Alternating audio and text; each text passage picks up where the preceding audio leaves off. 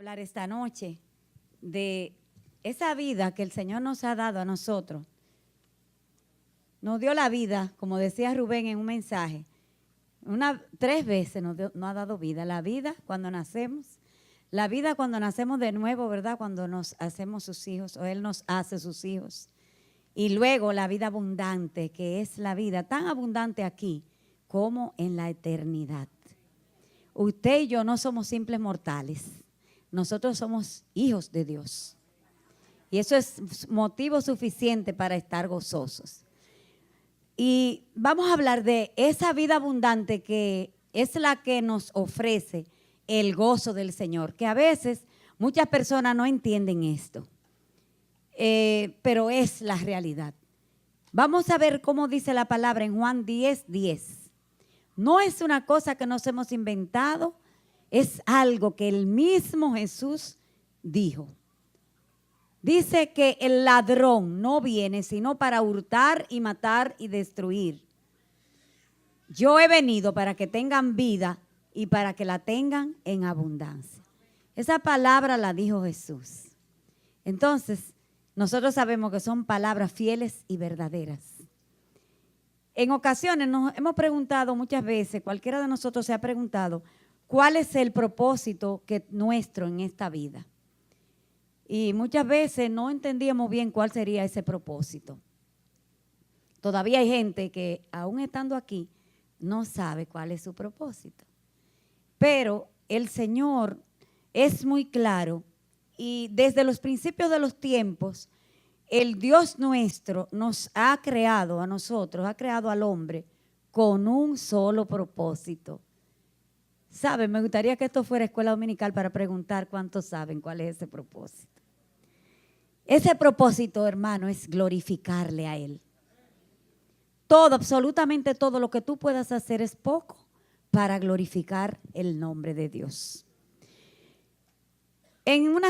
Si nosotros hacemos una síntesis, esa es la razón por la cual nosotros existimos, para glorificarle a Él, para adorarle, para servirle.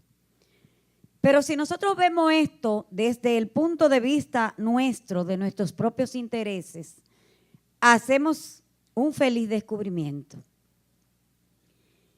Que tú y yo, como sus hijos, ¿verdad? Ya nosotros aprendimos el domingo pasado y ya lo hemos reforzado muchas veces, que somos hijos de Dios cuando le hemos recibido.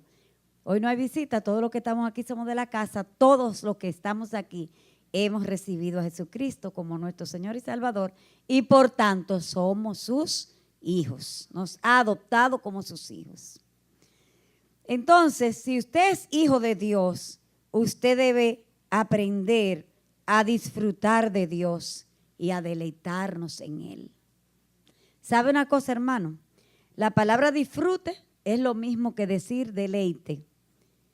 Deleitarse es lo mismo que sentir satisfacción con algo o alguien. Y todo eso se resume en una palabra que nosotros usamos mucho, que se llama gozo. Eso es lo que se llama gozo.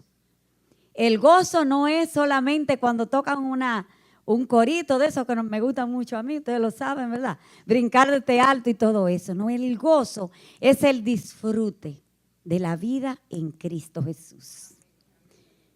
El gozo del cristiano es pues conocer a Jesús, conocer a Dios, deleitarse en la excelencia de su carácter, estar en su presencia, disfrutar de la comunión con Él. Por consiguiente, la actitud normal del corazón de un creyente debe ser de gozo, debe ser de estar regocijados en el Señor. En todo tiempo. En el tiempo bueno nos regocijamos, en el tiempo malo también nos regocijamos. ¿Por qué? Porque no hay nada que Dios permita en nuestras vidas que no sea con un propósito. Entonces, muchas veces nosotros no entendemos cuál es ese propósito. Y como no lo entendemos, pues simplemente nosotros oramos al Señor y le decimos, ¿qué me quieres enseñar con esto? Entonces, si usted lee en Romanos 5, del 1 al 5, vamos a ver qué nos habla el Señor en su palabra. Esta fue la carta que hizo Pablo a los romanos. Él no había ido a Roma cuando escribió esta carta, sino que escribía a un pueblo, y Roma era un pueblo bastante confuso, con una vida de corrupción tremenda, con unos emperadores crueles que quemaban los cristianos, los encendían para ponerlos como tea en las calles de Roma. Imagínense, tirárselo a los leones. Y dice, le cuenta la historia de Josefo, que había uno de esos emperadores que enloquecía cada vez que los cristianos iban a ser lanzados al circo, a los leones, para que se lo comieran. Y entonces ellos iban cantando, iban entonando un himno, y ese himno enloquecía a ese terrible emperador. El gozo del cristiano es, pues, conocer a Dios, como hemos dicho, y dice la palabra: justificados pues por la fe, tenemos paz para con Dios por medio de nuestro Señor Jesucristo, por quien también tenemos entrada por la fe a esta gracia en la cual estamos firmes y nos gloriamos en la esperanza de la gloria de Dios. Y no solo eso, sino que también nos gloriamos en las tribulaciones, sabiendo que la tribulación produce paciencia. Y la paciencia prueba, y la prueba esperanza. Y la esperanza no avergüenza, porque el amor de Dios ha sido derramado en nuestros corazones por el Espíritu Santo que nos fue dado. Entonces, hermanos, fíjese que es un poco contradictorio lo que dice ahí la palabra en el sentido cotidiano. Si usted a una persona del mundo le dice que una de las cosas que nosotros como cristianos tenemos que hacer es que nos alegremos en las tribulaciones, esa persona le va a decir: es verdad que son unos locos, pero bendita sea la locura nuestra, porque nuestra locura es por Cristo. ¿Saben una cosa, hermano? Es que parece en el mundo algo bien difícil que tú te gloríes en medio de la tribulación, que tú goces en medio de la tribulación. Parecería que eso no es normal. Pero eso es lo que nos dice la palabra de Dios. Porque cuando hablamos de gozo, no estamos hablando de saltos y brincos. Estamos hablando de comunión con el Señor. Entonces ahí nosotros sí podemos entenderlo. Ellos no lo entienden. Pero tú y yo, que hemos pasado pruebas difíciles, que hemos pasado momentos graves en nuestra vida, situaciones desagradables, y hemos estado en comunión con el Señor y Él no nos ha dejado, entonces entendemos cómo podemos seguir de pie aunque todos crean que estamos derrotados. Eso es lo que nos da el Señor. Miren, hermanos, cuando nosotros actuamos de esa manera, que nos gozamos en medio de las tribulaciones y las dificultades, nos damos cuenta que, como dice Sofonías, ustedes se recuerdan que nosotros tuvimos ese versículo como una promesa, donde dice que el Señor se goza de amor con nosotros. Dice, el Señor se deleita en nosotros con gozo, que el Señor se regocija de nuestra comunión con Él. Eso es lo que quiere decir Sofonías 3:17, que ustedes muchas veces que lo cantamos y lo hemos dicho de todas las maneras durante estos años. Porque la promesa de Dios no es solo para un año, es para toda la vida. Las promesas de Dios, todas las que están contenidas ahí, no se nos pueden olvidar, hermano. Tenemos que seguir pidiéndolas y pidiendo al Señor que esa palabra se haga vida en nosotros. Dice que cuando el Señor se regocija de amor contigo y conmigo, entonces ese gozo que tú sientes como persona se convierte en algo indecible. O sea, yo no puedo con palabras expresar cómo puedo sentir el gozo del Señor cuando en una pequeña porción de su palabra Él derrama el rema de esa palabra y yo siento que el Señor mismo me está hablando, y entonces tú sientes un gozo indescriptible. Tú no puedes explicar eso. Eso solamente tú tienes que sentirlo y apasionarte de eso que estás sintiendo, hermano. Quisiera poder transmitir eso a cada uno de los corazones que aquí en esta noche están escuchando esto y los que nos ven a través de las redes sociales. Es que nosotros tenemos que tener pasión por la palabra de Dios para que esta palabra provoque el gozo indescriptible que no nos lo va a quitar nadie. Nada ni nadie nos puede quitar ese gozo. Nosotros vemos en la palabra de Dios muchas veces que ese gozo es gloria celestial. Ustedes van a buscarlo después.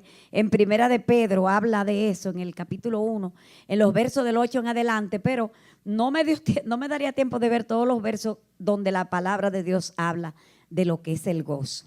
Pero hay una porción que para mí describe la pasión y el gozo de un cristiano en todo tiempo, por razón de ser como cristiano una valiosa posesión de Cristo. Tú no eres tuyo, tú no te perteneces, tú eres de Cristo. Tú eres de Cristo, tú no eres de nadie más. Nosotros participamos en muchas cosas en la vida secular, pero nuestro corazón, nuestra vida, nuestras fuerzas, nuestro aliento es de Cristo. Entonces, vamos a buscar esa porción que está en 2 Corintios 4. Y vamos a leer del 7 al 12 y luego del 15 al 18. Vamos a leer en la Nueva Traducción Viviente, que ustedes saben que me gusta mucho porque es clara como agua de manantial. Dice, ahora tenemos esta luz que brilla en nuestro corazón, pero nosotros mismos, aleluya, somos como frágiles vasijas de barro, como esas vasijas que están en aquel cuadro que está allí, que contienen ese gran tesoro. Ustedes ven que hay un manantial ahí, el manantial de vida, ¿verdad? Esto deja bien claro que nuestro gran poder proviene de Dios, no de nosotros mismos. Por todos lados nos presionan las dificultades, pero no nos aplastan. ¿Tienes dificultades hoy, hermano? Todos tenemos dificultades, pero no nos aplastan. Hay uno que tiene una mano tremendamente poderosa, la diestra de su justicia, que levanta ese peso para que no te aplaste. Estamos perplejos, pero no caemos en la desesperación. Hay momentos que tú dices, ¿pero qué fue, Señor? Yo creí que eso era lo que tenía que hacer. Yo busqué la manera, hice el esfuerzo. ¿Qué es lo que pasa? Pero nada, ahí nosotros nos sentimos que nos desesperamos. Ahí nosotros seguimos clamando para que Él hable más claro y nos diga qué es lo que quiere que hagamos o cómo quiere que actuemos. Somos perseguidos, pero nunca abandonados por Dios. Aleluya. Somos derribados, pero nunca, nunca, nunca, hermano, vamos a ser destruidos. Mediante el sufrimiento, nuestro cuerpo sigue participando de la muerte de Jesús. Porque usted y yo hemos dicho, hermano, miren, y nosotros tenemos como cristianos que ver claramente qué es lo que nosotros decimos hasta cuando cantamos. La Biblia dice que nosotros tenemos que cantar en el espíritu, pero con el entendimiento. Entonces, cuando nosotros leemos esa bendita santa palabra de Dios, que nosotros proclamamos y declaramos lo que en ella hay, no podemos decir las cosas por decirlas, como los papagayos que repiten, sino que usted tiene que entender lo que está diciendo, porque usted está declarando eso sobre su vida. Usted y yo hemos dicho que queremos ser como Cristo. Pero la palabra de Dios, vamos a ver ahorita más adelante, cómo fue que pasó, cómo fue que vino el gozo a él. ¿Qué tuvo que pasar primero para que hubiese gozo? Entonces dice, mediante el sufrimiento, vuelvo y leo, nuestro cuerpo sigue participando de la muerte de Jesús, para que la vida de Jesús también pueda verse en nuestro cuerpo. Si usted no muere primero, no va a poder verse en usted esa vida de Jesús de la que hablaba el pastor Braulio Portes, que predicó el domingo aquí. Hermano, yo temblaba cuando este varón decía que todos puedan ver en mí a Cristo. Oh, Dios mío, ¿cómo va a ser eso posible, Señor? Si tengo tantos defectos. Si fallo tanto a cada paso. Pero Él lo dice en su palabra, y si Él lo dice, entonces yo lo creo, porque su Espíritu Santo nos ayudará a alcanzar esa perfección que Él dice que debemos ser perfectos, porque Él es también perfecto. Entonces yo lo creo. En cierto modo, dice la palabra, continuamos leyendo en 2 Corintios 4, vivimos en constante peligro de muerte porque servimos a Jesús, para que la vida de Jesús sea evidente en nuestro cuerpo que muere. Así que vivimos de cara a la muerte, pero esto ha dado como resultado vida eterna para ustedes. Todo esto es para beneficio de ustedes.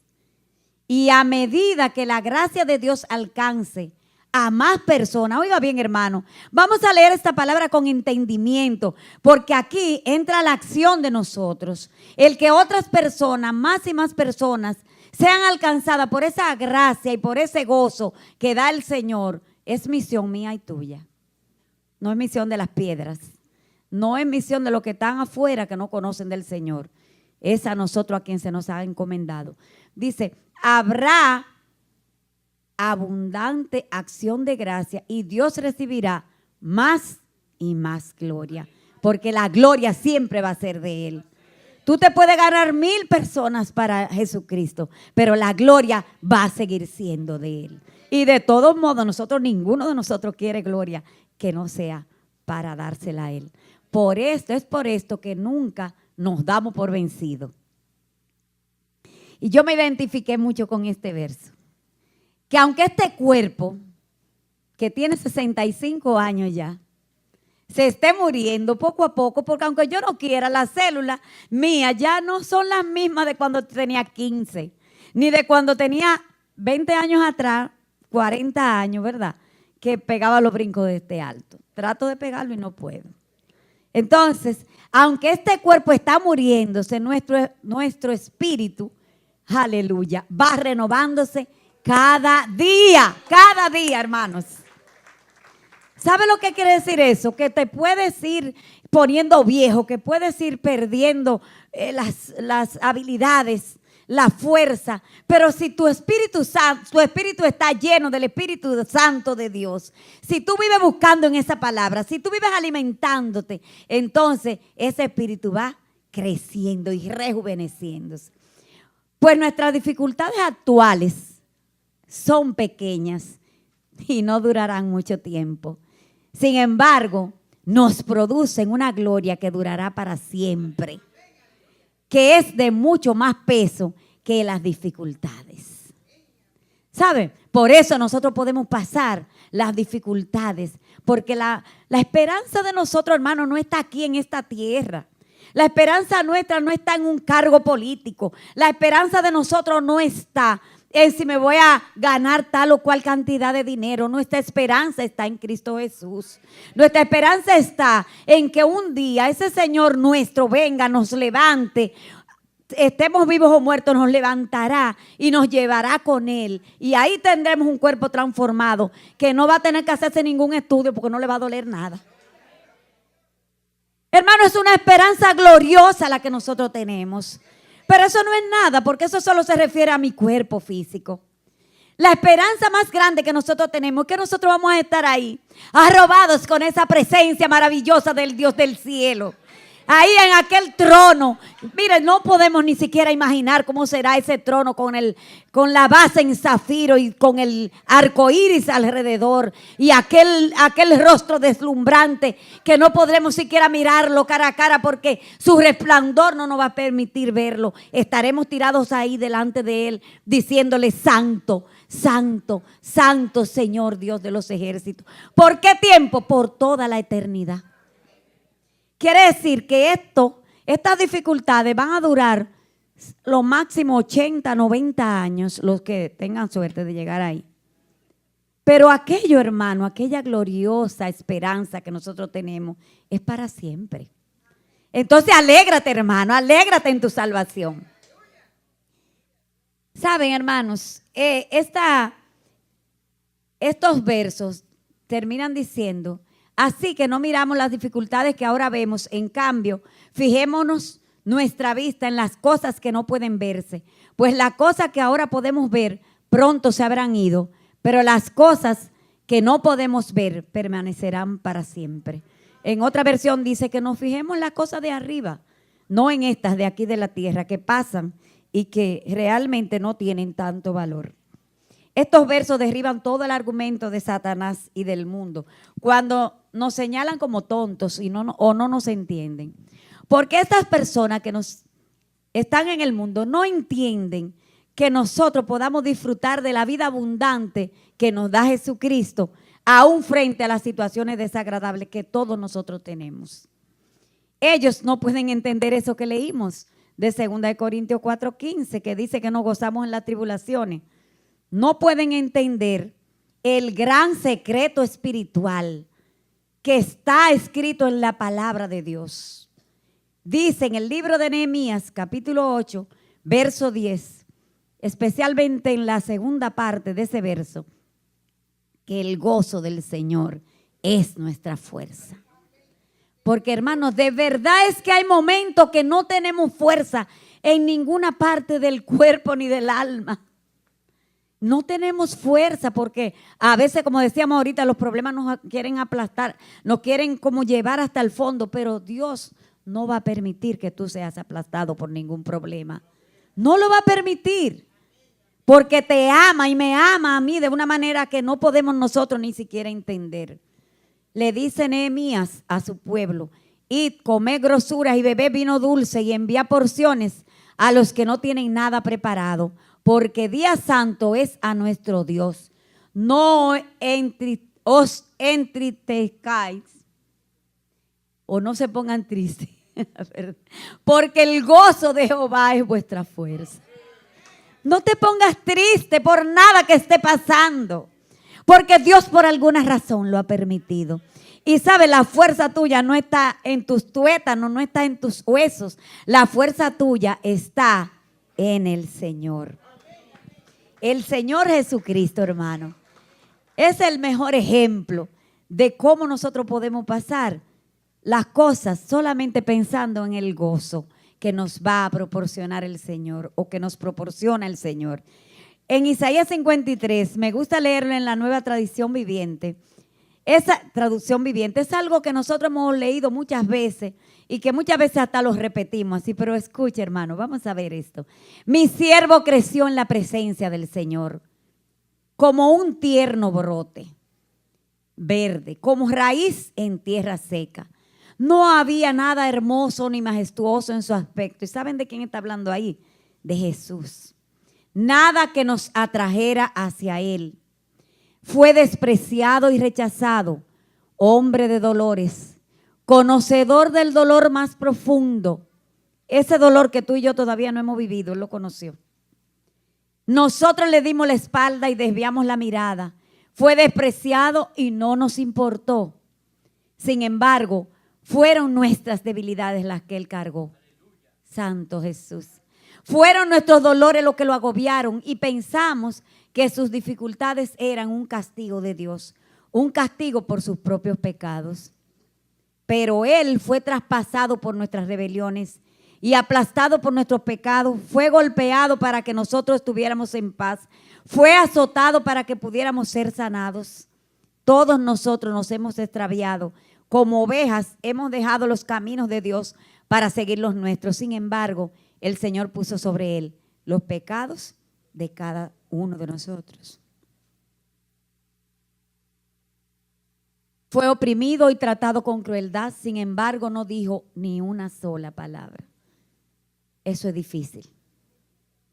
Como cordero fue llevado al matadero y como oveja en silencio ante sus trasquiladores, no abrió su boca. ¿Cuántos de nosotros no nos quedamos callados? En estos días comentábamos algo en la célula nuestra y decíamos, y alguien dijo, bueno, yo todavía no creo que me quede callado. Todavía yo creo que me paro y le pego un buen azotón ahí al que me haga eso. Y dice, al ser condenado injustamente se lo llevaron. A nadie le importó que muriera sin descendiente, ni que le quitaran la vida a mitad de camino. Pero lo hirieron de muerte por la rebelión de mi pueblo. Él no había hecho nada malo y jamás había engañado a nadie, pero fue enterrado como un criminal, fue puesto en la tumba de un hombre rico. Y pasamos de ahí a algo que no se compara, nada de eso que hemos leído no se compara con lo que, ¿por qué él hacía eso? Y vemos en el verso 10 y 12, formaba parte, oye bien hermano, cada una de tus aflicciones forma parte del plan del Señor con tu vida. Ahí no hay nada que nadie se haya inventado, ni que pasó por casualidad, porque aún cuando has caído, por alguna razón el Señor lo ha permitido, para poder entonces levantarte con su poder y su gracia, y tú le puedas reconocer como lo que Él es. Formaba parte del buen plan del Señor aplastarlo y causarle dolor. Sin embargo, cuando su vida sea entregada en ofrenda por el pecado, por ese pecado que cometimos nosotros, que Él no tenía nada que ver con eso, tendrá muchos descendientes, disfrutará de una larga vida y en sus manos el buen plan de Dios prosperará. Yo le rendiré los honores de un soldado victorioso porque se expuso a la muerte. Fue contado entre los rebeldes, cargó con los pecados de muchos e intercedió por los transgresores. Eso es Jesús, por mí y por ti. Cargó con los pecados de muchos e intercedió por los transgresores. En otra versión dice que el Señor no escatimó nada, vamos a parafrasear un poco, porque el gozo de obedecer lo que su padre le mandaba y de ver el resultado que tendría su sacrificio, que es la salvación de cada uno de nosotros. Él nos vio a todos nosotros, Él nos vio ahí y Él dijo, vale la pena el sacrificio. Entonces ahí Él sintió el gozo. El gozo es obedecer, como lo hizo Jesús pensando en nosotros. Es pues el gozo en el Señor un arma espiritual que debe estar energizada por el Espíritu Santo a través de nosotros, embuirnos en la palabra de Dios, leerla, meditarla, escudriñarla, rumiarla. Yo decía el día que el pastor Francis predicó, que habló de rumiar, que las vacas hacen esa función, porque uno de los 5 estómagos que tiene la vaca se llama libro. Entonces, rumiar es pasar de uno de esos estómagos al libro, a ese estómago de la vaca que se llama libro. Y entonces ahí se desmenuza todo el alimento. Vamos a rumiar la palabra de Dios, pero no para desmenuzarla, sino para que nos haga bien por dentro. Visualizarla y ver cómo ésta se hace vida en nosotros, nos llena de su rema, manteniéndonos firmes en medio de toda situación.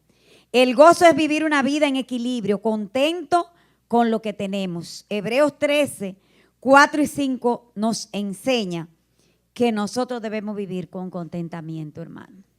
¿Sabe lo que es el contentamiento? Conformarte con lo que Dios te ha dado.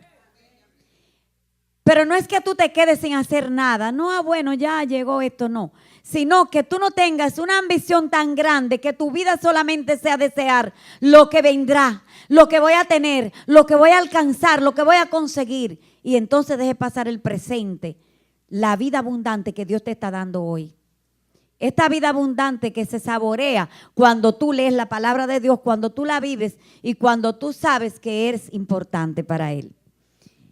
Es vivir una vida con deseo de superación que no nos lleven a caer en ambición. Ya que esta ambición, como explicó el pastor Jorge Duarte en una de las series que nos ha dado, la vida del ser humano lo lleva, cuando tiene una ambición, un deseo, a estar siempre insatisfecho. ¿Se recuerdan de esa serie? Entonces, el único que nos satisface a nosotros es el Señor. El gozo, pues, es disfrutar la vida abundante que proporciona el servicio al Señor en su casa y o en sus cosas, cuando encontramos deleite en cumplir lo que Dios nos ha mandado hacer. Como dice en el Salmo 37, que dice, deleítate a sí mismo en Jehová y Él te concederá las peticiones de tu corazón.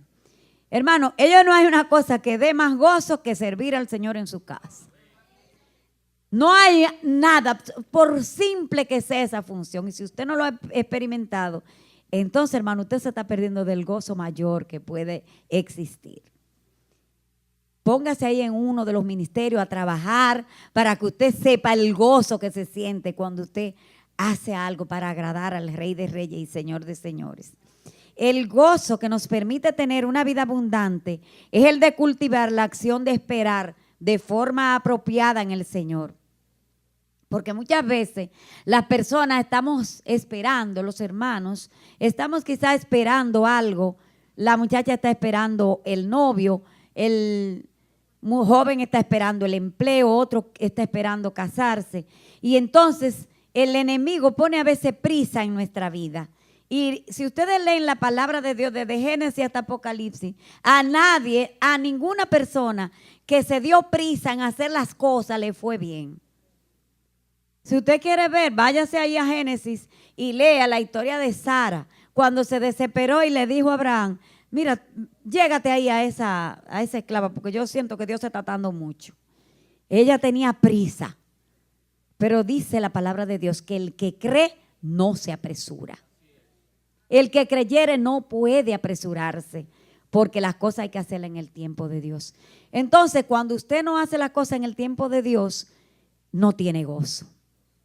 Porque está triste porque no ha alcanzado lo que usted quería, que muchas veces no es lo que Dios quiere o no lo quiere en ese momento. Entonces, esta noche nosotros debemos determinar en esa vida en Cristo que nos habla en el libro de Deuteronomio capítulo 30 del verso 19, dice más o menos algo como: yo te voy a dar a escoger entre la vida y la muerte, la bendición y la maldición, ¿verdad? Pero el Señor le insta a su pueblo a que elija la vida para que viva. Investigando sobre esa palabra vida, que es zoe en griego, el contenido que tiene esa palabra, el significado real de esa palabra, no es vida simplemente como un lapso de tiempo que nosotros vivimos aquí en la tierra, no. Es la vida de Dios, que Dios le dio a su Hijo y que el Hijo nos... Primero, Dios le dio esa vida directamente a Adán en el jardín del Edén. Y después que Adán pecó y Eva pecaron, ¿verdad? Entonces esa vida se trastornó por la causa del pecado. Pero entonces Dios le da esa vida a su Hijo y su Hijo viene y muere en una cruz en el Calvario por mí, por ti, por toda la humanidad, y Él restaura esa vida. Y entonces ahí en Juan 10:10 Él le dice a todos los que con Él andaban en ese momento: yo vine para que tengan vida y la tengan en abundancia. Quiere decir que nosotros tenemos el zoe de Dios. La vida que Dios quiere que tú y yo tengamos no es una vida triste ni azarosa, que tú te sientas una persona que no sirve, que no vale, que todo te sale mal. No, Dios tiene un propósito, hay un plan de Dios con todo, aún con lo que te sale mal. Hermano, es innecesario que nosotros entendamos esto y nos lo metamos en el corazón para que podamos vivir en el gozo del Señor. La vida que Dios nos da es una vida abundante y tenemos que decidir entrar en esa vida, en el gozo del Señor, que proporciona todo lo que necesitamos. Vamos a ver si es verdad que eso lo dice la palabra. El gozo del Señor está en Juan 16:24. ¿Recuerdan que el pastor dijo: todo es mío el domingo, verdad? Nosotros creemos que eso es así. Dice: hasta ahora nada habéis pedido en mi nombre. Pedid y recibiréis, para que vuestro gozo sea cumplido. Entonces podemos pedirle al Señor. Es Él quien nos está diciendo.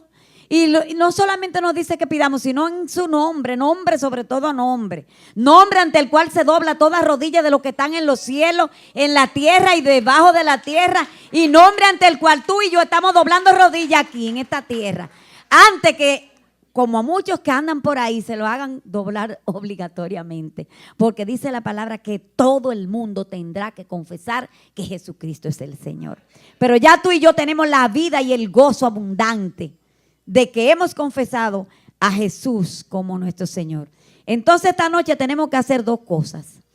Hacer primero la determinación, tomar la determinación de hacer cambios radicales y de verdad santificarnos.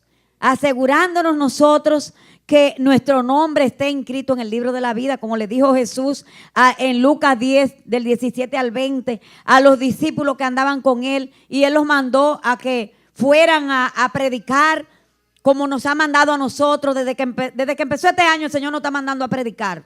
Desde el mismo 31 de diciembre nos dijo que saliéramos fuera. Entonces el Señor nos dice, vayan a predicar, pero cuando la gente se convierta por ahí, no es solamente que usted venga con gozo, como volvieron esos 70 con gozo, sino porque el gozo que ellos tenían era de que el poder de Dios estaba accionando a través de ellos. Ahí no había como mucha gloria para dársela al Señor, sino estoy contento porque cuando le dije, yo veía a Satanás que caía como un rayo, ¡pam! O sea, yo tengo poder. En una palabra, y el Señor le dice, váyanse como un poquito más al paso. Volvieron los 70 con gozo diciendo, Señor, aún los demonios se nos sujetan en tu nombre. Y les dijo, yo veía a Satanás caer del cielo como un rayo. He aquí os doy potestad de hollar serpientes y escorpiones y sobre toda fuerza del enemigo y nada os dañará. Pero no os regocijéis de que los espíritus os sujetan, debe ser. Si no regocijaos de que vuestros nombres están escritos en los cielos. Hermanos, se van a sujetar porque tú vas en el nombre de Jesús, no por tu fuerza, sino en el poder del Espíritu Santo que mora en ti. Los enfermos se van a levantar, se van a sanar. Las personas se van a convertir. Vuelvo y te digo que eso no es por el poder tuyo, es el poder del Espíritu Santo actuando en ti. Ahora, una cosa de la que nosotros podemos decir con gozo en esta noche, que nuestro nombre está allá arriba escrito en el libro de la vida. Eso sí lo podemos decir. Entonces, si tú tienes la salvación del Señor, si tú sabes que aún lo malo que te pasa es plan de Dios, ¿cuál es la razón de vivir aburrido con una cara triste y seria? Gozo, gozo, gozo, como decía el pastor. Gozo, gozo. Con una cara dura, no. Nosotros tenemos que vivir alegres. Dice la palabra en el Proverbio 15:13 que el corazón alegre hermosea el rostro. Entonces, entre los cristianos no hay feo porque nosotros tenemos un corazón alegre, un corazón gozoso. Entonces, ese corazón lleno del gozo del Señor hermosea nuestro rostro y la gente tiene que preguntarte, ¿qué tú tienes? Que hay como algo en ti. Entonces tú le dices el sello del Espíritu Santo de Dios que está sobre mi vida. Y lo segundo que vamos a hacer esta noche es identificar esos ladrones del gozo que muchas veces nos arrebatan y nos quieren aplastar. Un ladrón del gozo es el lamento. ¿Saben lo que es un lamento? Lo que nos ubica en el pasado. Wow, lamento que no hice tal cosa. O lamento que hice tal cosa, no debía hacerlo. Hermano, pero ya eso quedó atrás. Ya usted lo hizo. El lamento puede atrapar en el dolor a una persona o también en una gloria pasada. Ay, cuando yo era joven, mire, allá en mi casa, ay, Dios mío. Allá, mire, la Navidad allá en mi casa, eso era una cosa tremenda. Es verdad que era así, pero yo gozo la de ahora también. Porque la que pasó ya pasó. Entonces, una gloria pasada te puede dejar atrapado. Hay gente que vive solamente pensando en que era una princesa en su casa y entonces se casa con un hombre que no es rico y tiene que fajarse o pasar un poquito de trabajo y entonces vive lamentándose. Yo que vivía allá en mi casa como una princesa. Eso no es de Dios, hermano. El lamento no es de Dios. La palabra dice que el Señor nos hizo a nosotros nueva criatura, que todas las cosas viejas pasaron y que todas han sido hechas nuevas. Debemos tener presente que Dios nos ha llamado a caminar por fe. Si pierdo la fe, pensando en lo que pudo haber sido y no fue, el lamento me roba el gozo. No deje que el lamento te robe el gozo. Otra cosa que roba el gozo es el temor, hermano. Contrario al lamento que se ubica en el pasado, el temor se ubica en el futuro. Y atiéndame bien los jóvenes que están aquí, los que están criando, los que tienen hijos. El futuro de tus hijos está en las manos de Dios. Tú no puedes mover ni siquiera una pajita si Dios no lo permite. Entonces no te preocupes tanto por ese futuro que está en sus manos. ¿Sabe lo que tú tienes que hacer? Orar, pidiéndole a Dios que el Señor, el Dios Todopoderoso, le dé a ellos el fin que tú esperas. El fin que nosotros esperamos. Vamos a leerlo en Jeremías 29:11. Cuando nosotros, hermanos, le abrimos, tenemos tanto temor, óigame bien, cuando tenemos tanto temor, le estamos abriendo una puerta a Satanás. Y él se mete por cualquier brechita, él no necesita que tú se la abra entera. Entonces, hermanos, vamos a orar, porque la palabra de Dios dice 365 veces la palabra no temas. ¿Qué quiere decir eso, hermano? Si Dios te repite tanto lo mismo una vez cada día, pues por favor hazle caso al Señor, que es tu palabra que lo está diciendo, es su palabra. Dice así: porque yo sé los pensamientos que tengo acerca de vosotros, dice Jehová, pensamientos de paz y no de mal, para daros el fin que esperáis. Esa palabra, hermano, yo la leí un día y el rema de Dios vino a mi vida y yo entendí que nosotros no podemos esperar que todo va a ser malo, que no voy a poder lograr esto, que mira, me metí en este lío y no voy a poder salir de él. Porque dice el fin que nosotros esperamos. Entonces lo que yo espero es lo que Dios quiere para mí, que dice que son pensamientos de bien y no de mal. No podemos vivir esperando lo malo, hermanos.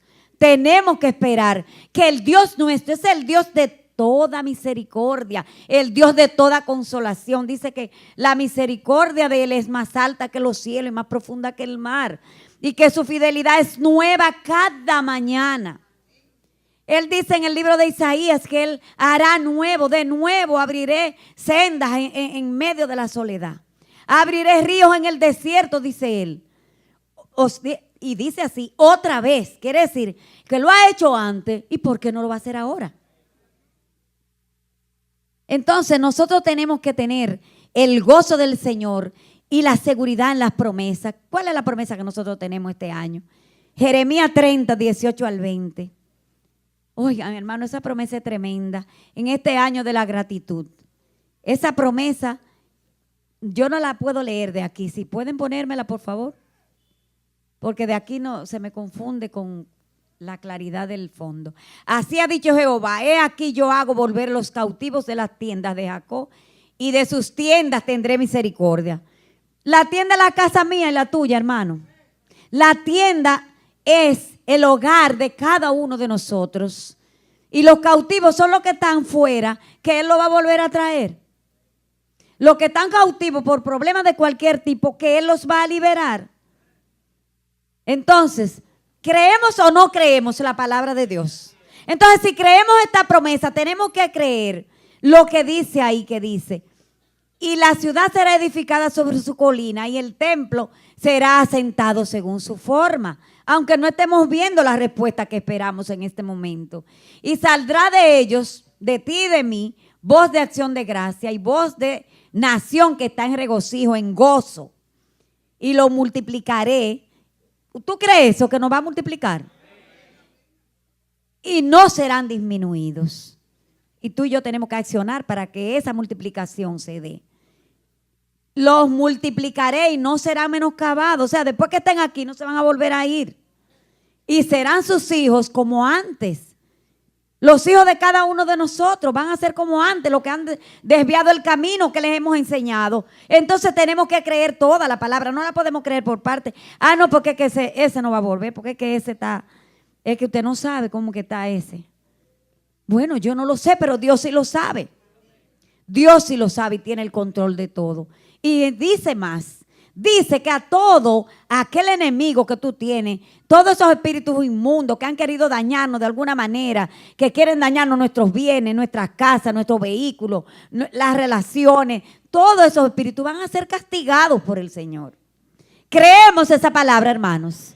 No deje que el diablo te lleve el gozo.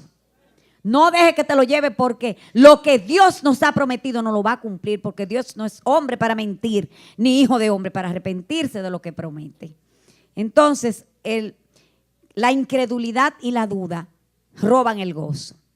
Cuando tú estás como que creo y no creo esa palabra, como que lo creo, pero lo veo difícil porque es que todo me está saliendo mal. Entonces ahí se mete la duda. Y la duda, yo recuerdo que una vez Eliú cantaba una canción que decía, duda, como que se fuera, ¿verdad? ¿Ustedes se recuerdan de eso?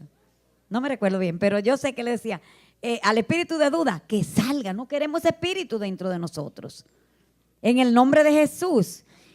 ¿Por qué? Porque la duda nos pone a nosotros a razonar con nuestro propio pensamiento y a decir, no, porque es que eso no va a ser así por esto, por aquello. Por último, el gran ladrón del gozo es el pecado, hermano. Procura no caer. Aunque se busque el disfrute momentáneo en el pecado quita el gozo. Usted nada más tiene que ver cuando hay alguien que usted sabe que está actuando incorrectamente, cómo le cambia todo, hasta el aspecto físico. Le cambia totalmente. Porque el pecado que se comete continuamente se refleja en el rostro. Así como decíamos ahorita, que el corazón alegre hermosea el rostro, el corazón en pecado entristece, muestra horror. Vea esas personas que están envueltas en todos esos acontecimientos terribles que han pasado en nuestro país. Observe esas personas que están acusadas de asesinato y de cosas así. Obsérvela para que ustedes vean esos rostros, hermano. Rostros que reflejan ira, que reflejan rabia, rebeldía, que reflejan amargura. Porque tienen un goce momentáneo pecando. Pero oiga, como yo dije, momentáneo. Luego que pasa ese gozo, como la gente que se droga o que toma alcohol o qué sé yo, cuántas cosas que andan por ahí, esas personas tienen ese gozo en el momento, ese disfrute, vamos a llamarlo así, ¿verdad? Pero eso es momentáneo. Luego que pasa eso, viene la resaca, la tristeza, el dolor, la enfermedad. Entonces nosotros le damos muchas gracias a Dios que nos libró de todo eso, ¿verdad? Y esta noche nosotros nos vamos a comprometer a caminar en santidad en la presencia del Señor para que su gozo sea cumplido en nosotros. En medio de las dificultades, llenémonos de su gozo. En medio de la alegría, llenémonos de su gozo. Disfrutemos esta vida abundante. Y si tú quieres, ponte de pie. Vamos a adorar al Señor, como siempre hacemos. Recuérdate que gozo no es solamente cuando suena la güira y la tambora. Ahora nos vamos a gozar en la presencia del Señor. El Señor te dice que tú, hermano, no estás solo.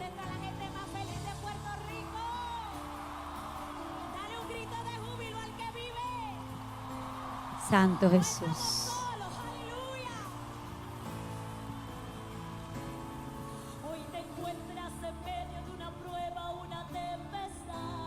Vamos a escuchar esta canción. Y te preguntas hasta cuándo he de pelear con esta soledad. Aleluya. Y a gritos en tu desespero comienzas a llorar. Y hasta en grito me preguntas, Señor, ¿dónde tú estás? Él está ahí, Él no se ha ido. Porque yo estoy aquí. Aleluya.